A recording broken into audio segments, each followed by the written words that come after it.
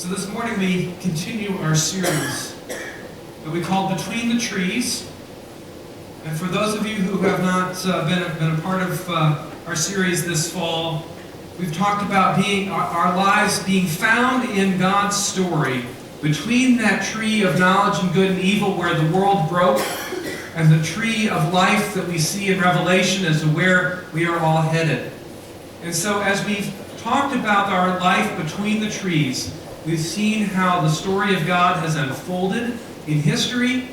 We have seen how our lives have been transformed by what God has done as we have been called into ministry together.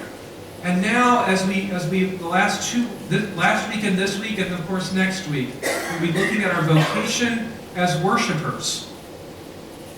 What does it mean to worship God? So, worship in a house. Last week was worship in creation, where we we talked about how we as human beings, as we fulfill what God has called us to do, we help the creation come to the fullness that God expected of it, and how it can celebrate. We read in the Psalms how the mountains and the hills clap their hands, right? The rivers and the streams rejoice, right? And the animals dance on the mountainsides, So we hear about all these things that as God is worshipped and as He reigns over all, that the creation becomes happy and experiences fullness. We know that as God is worshipped, that's when the promised land flowed with milk and with honey, right? And so we talked about worship in creation. And this week, we're going to talk about worship in a house. What does worship look like when it's in a house? So the question we often ask of ourselves, and people often ask of us, maybe you've had this question asked of you recently, is, why do we go to church? Why do we go to church? Do we go? I've heard lots of answers over the years, right? One of the answers I heard very early on in my life was, my parents make me. Anybody want to raise your hand either as the parent or as the kid? Right? Okay, my parents made me. Yeah. The second answer I get, well, it's what we always do. How many people feel like that might have been your answer at some point in your life? It's what we always do. Okay. Yeah. What else? What else could we have that might be an answer to why we go to church? Well, some people I know are really just social butterflies, and so they go to church because that's where they see their friends, right? It's not a bad thing to see their friends. How many people see their friends at church?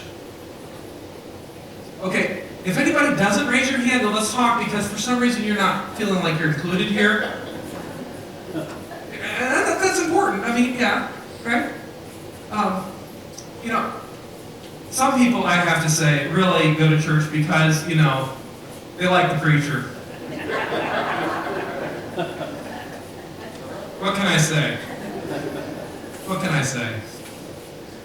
I don't know too many of those people, so I'm not going to have you raise your hands on that one because it might be embarrassing to me. Some people go to church because they like the music. They like the music at church. That's their favorite kind of music. Other people I know endure the music, and other people, no offense to LV and his crew, but, in various churches, there's been issues about music over the years in lots of different churches, but some people go to church because they genuinely like the music. Other people, say they go to church because it's the right thing to do, right? It's the right thing to do, And so that's really important as well. And then, of course, some people go to church because God tells us we have to. So we go from it's the right thing to do to God tells us we have to. Both of those have a sense of duty in them, don't they? But one of them feels a little bit more positive, and one of them feels more guilty, doesn't it? Just a little bit. We have to. Do we have to? It sounds like my 5-year-old. Do I have to put my shoes on before I go out to the bus stop? Yes, you do. Okay. Well, why do we go to church? Well, of course, then there's the answer that some of us, we'll take the theological approach and we'll say, to worship God. Right? And of course, that's what our series is about. is about. So we have all these answers, and sometimes some of these actually come more to the surface than others. But we're going to actually focus on this last one, which is about how to worship God, because I think that our parents might make us because, well, worship of God is important. It's what we always do because, we'll get to this in a minute, because human beings are designed to worship, and we're going to worship something no matter what. If our friends are worshiping God, that's a good thing. If you like the preacher, hopefully, the preacher's worshiping God too. And the music is the way we worship. And so the other ones, we'll kind of see. But so what does it mean then to worship God? I mean, I've gotten lots of answers over the years before. I mean, I've had some people say, well, worship is just the music part. And then I've had other people tell me that, singing songs is the worship service. And some people will say, well, it's not really worship if there's not a sermon. So listening to a sermon becomes worship. Other people that I've said, well, it's not really worship unless you have communion as part of the service. It kind of has me scratching my head saying, well, that means we do about once a month. But nevertheless, what does it mean to worship God? And one of the things you'll notice is that oftentimes when we answer the question about what does it mean to worship God, we answer with some of the stuff that happens in a church service. We don't actually say, well, this is what it means to worship God. So we talk about what we do rather than why we do it or what's kind of underneath all of it. So today we're going to look at a passage from Isaiah that really should give us a framework for what worship is all about. So let's look at Isaiah, because these are, that's what I said, these are what's, not why. So Isaiah chapter 6, 1 through 8. Isaiah 6, 1 through 8. And I know we've been working on the font size on the scripture passages, and there's only so much we can do, so if you need your Pew Bibles or something to help see, that we will want you to do here as well. So in the year that King Uzziah died, I saw the Lord, Isaiah says, high and exalted, seated on a throne, and the train of his robe filled the temple. Above him were two seraphim, that means glowing ones, right? Each with 6 wings. The 2 wings, they covered their faces. With 2 wings, they covered their feet. And with 2, they were flying. And they were calling to one another, Holy, holy, holy is the Lord Almighty. The whole earth is full of His glory. Or as we sang this morning, how great is our God. Sing with me, how great is our God. And all will see how great is our God. It's just a redoing of the same words. At the sound of their voices, the doorposts and the thresholds shook, and the temple was filled with smoke. Woe to me, he cried. I cried, I am ruined. For I am a man of unclean lips, and I live among a people of unclean lips. And my eyes have seen the King, the Lord Almighty. Then one of the seraphim, one of the glowing ones, flew to me with a live coal in his hand, which he had taken with tongs from the altar. With it he touched my mouth and said, See, this has touched your lips. Your guilt is taken away and your sin atoned for. Then I heard the voice of the Lord saying, Whom shall I send, and who will go for us? And Isaiah said, Here am I, send me. This is, may God add His blessing, His insight to the reading and the hearing and the doing of His word. So if we look at Isaiah's experience, we'll see that we are worshipers, and there are 4 major components to worship. This is the what we're doing, right? So there's 4 things. There's a framework. We see that we start off gathering to celebrate who God is. We see that there's this celebration of holy, holy, holy going on as Isaiah joins in worship. The second thing we see is that there's a hearing what God has to say. I heard the voice from the throne, he says. What does he say? Who will go for us, right? And then, of course, there is this responsive participation, this response that we make as God acts. Woe is me is Isaiah's first response, right? Woe is me, I am ruined, he says. And then, after God acts, his second response is what? Here am I, send me. So he goes from the uh-oh to the oh my, right away. And then, of course, the fourth part of the framework for mission is, of course, what is implied in this passage, which, if we read more in Isaiah 6, you would see explicitly being sent out on mission. Because the next line, of course, in this passage, if you read on through verse 9, is, go now and tell this people, is what God says to Isaiah. Go out. Tell this people something. The message he tells the people, of course, is that they need to refocus on what God is up to rather than what they're doing.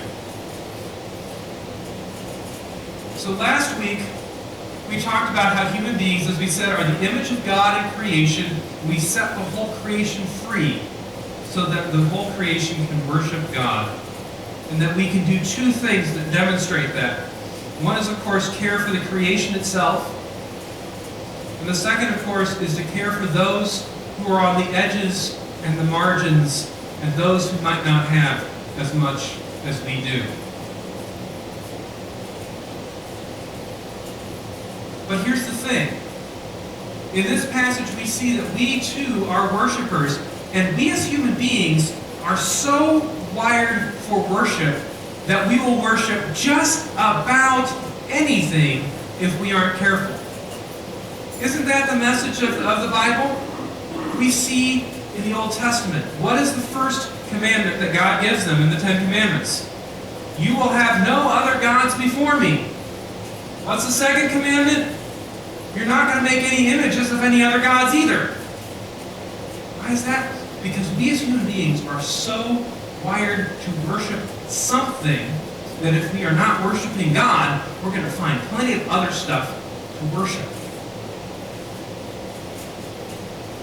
So it is worship of the wrong things that makes Isaiah's lips dirty. So we're going to back that up for just a second. We're going to talk about this. Isaiah's experience. I am a man of unclean lips. I live among a people of unclean lips, and my eyes have seen the Lord Almighty. So the question is, why are Isaiah's lips dirty? Did he have a potty mouth? I mean, did he use four-letter words in casual speech too often? Or was he like my 16-month-old who just decides to eat landscape gravel any chance she can get? And ultimately, Isaiah's lips are not dirty because he's cussing a lot. His lips are not dirty because he's eating too much sod. Isaiah's lips are dirty because he's been kissing somebody he shouldn't. Okay, some of you were looking down in your laps, and I said, Isaiah's been kissing somebody he shouldn't. All of a sudden, I saw about 5 or 6 heads just go, whoop! He's talking about kissing. Yes, kissing. So in Isaiah's day, when people would worship idols, part of the worship of the idol was to bow down and literally physically kiss the statue. Physically kiss the statue. And so that's why Isaiah says that he is a man of unclean lips, and he lives among a people of unclean lips because he's been bowing down, literally, physically kissing these idols. He's been kissing them.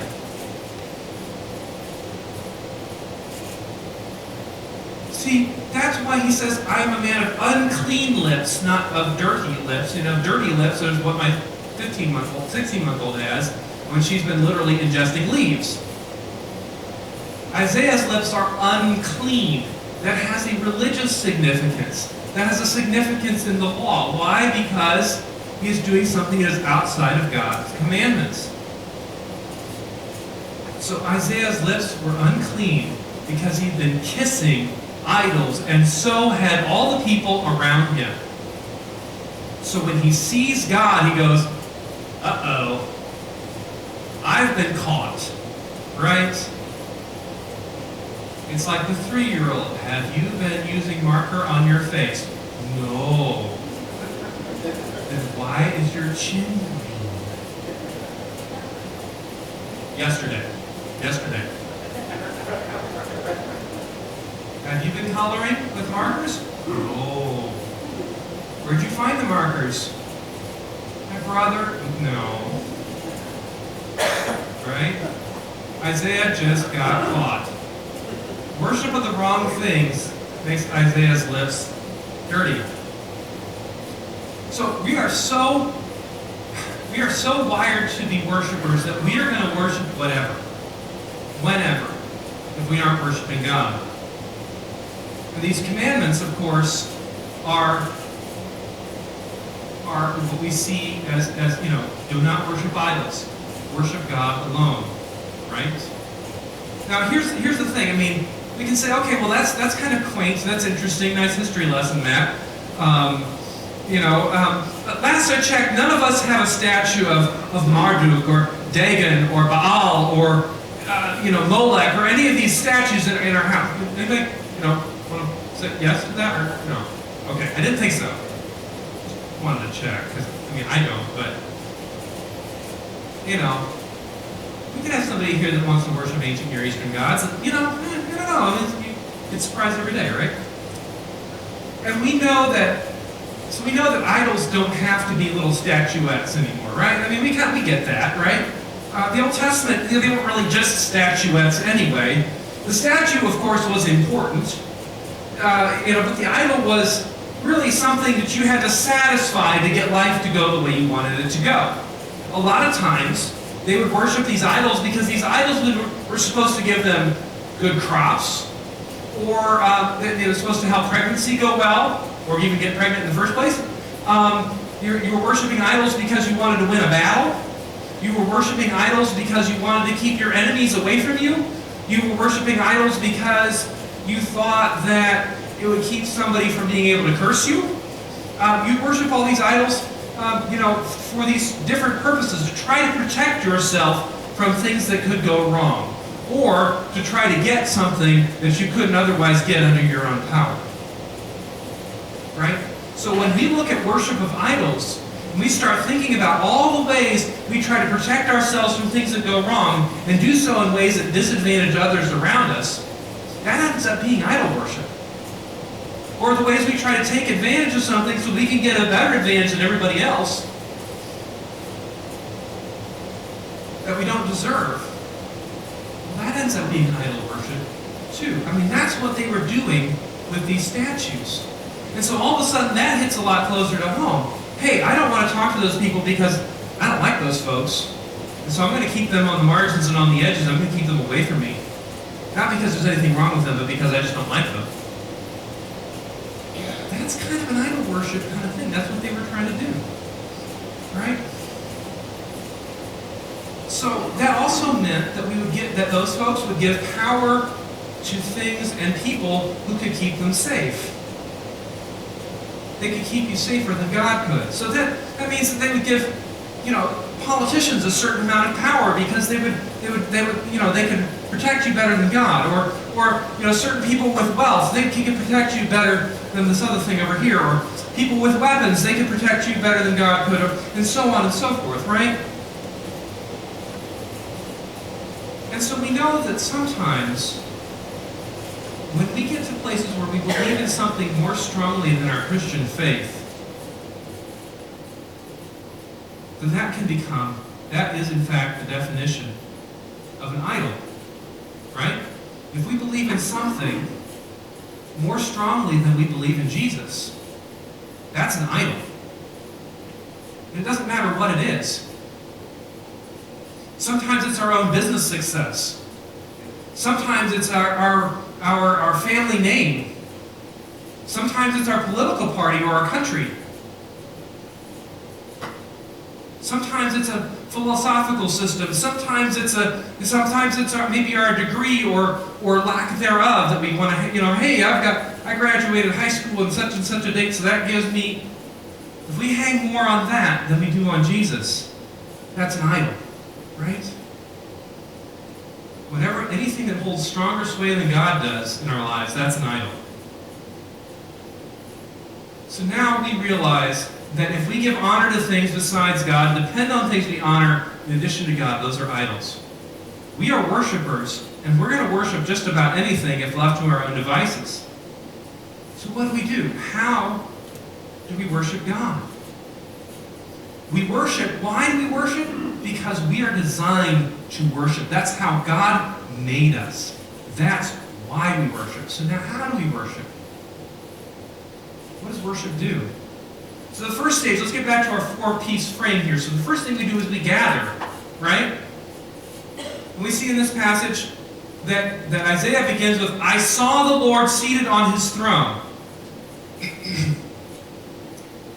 When he sees the Lord, the four living creatures are already crying out, holy, holy, holy, right? They're already doing it. So it's not as if worship starts when Isaiah walks in, right? It's like worship starts for us when we all gather here in this room. But if we really think about what worship is about, worship of God is always going on in heaven. Those four living creatures are around the throne. If we read Revelation chapter 4, there's always worship going on in heaven. When we gather and we give the invocation in worship, what we're saying is, hey God, worship's always going on and now we're paying attention. Worship is always going on and now we are paying attention. So the first thing we do when we gather is that we connect with the worship that is already going on. Say, God, you're being worshipped all the time, and now we're going to join in. So that means this is a celebration. When we get together, it's always celebratory.